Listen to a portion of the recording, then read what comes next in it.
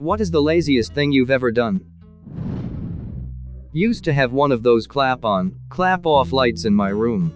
I hated clapping, so I just made an audio recording of me clapping and mapped it to one of the programmable keys on my keyboard.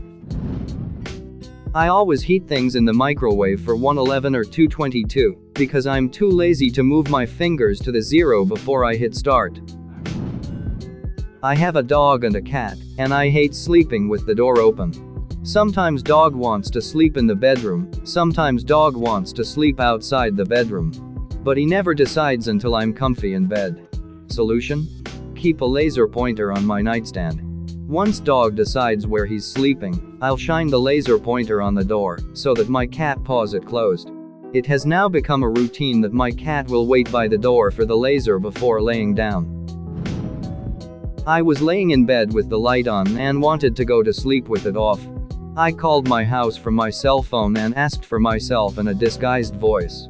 When my mom came in to bring me the phone, I asked her to turn the light out when she left. Hung up both phones and went to sleep. In order to not walk 5 feet to my bed, I decided to fall asleep on my recliner, pulling down the window shade a little extra so I could use it as a blanket. Shot 10 Nerf darts at my light switch from bed. Missed all of them and slept with the lights on. My roommate and I arranged our dorm room to be lazy capable. One person was able to reach the mini fridge and light switch from her bed, and the other could reach to the window and AC heat from her bed. We never fought again. Spent a half hour searching for a torrent to download a textbook that I had left in another room. Called my mom's office line from the living room to ask her a question. She has a home office. I used to do the trick where I would dial the home number on the home phone, then hang up quick so it still rang. Then wait for mother to pick up and also pick up. Proceed to request goodies and such. Washed bed sheets. Didn't put the sheets on till 2 months later. Sometimes I'll throw my last load of laundry on my dresser, meaning to put stuff up later. Well, laundry day rolls around again. It's not been put up, so I just wash it all again, even though it's still clean. I don't know what my reasoning is, this is more a habit of neuroticism.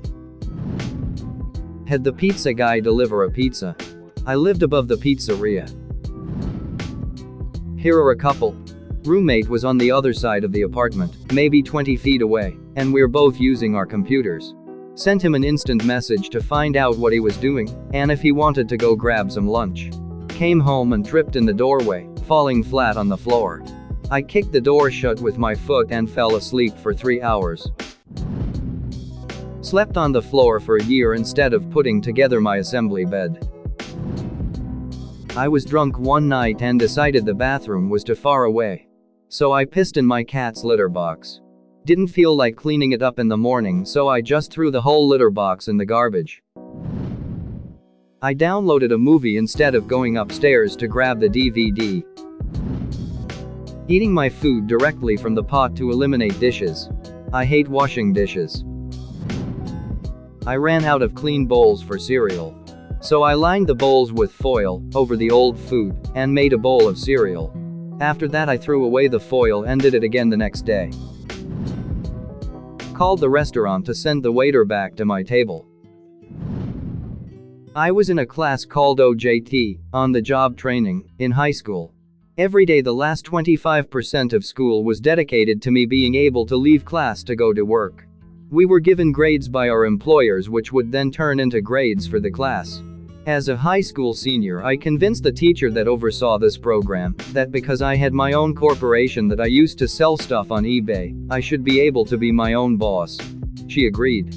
I failed that class because I didn't bother to fill out the paperwork to give myself a grade.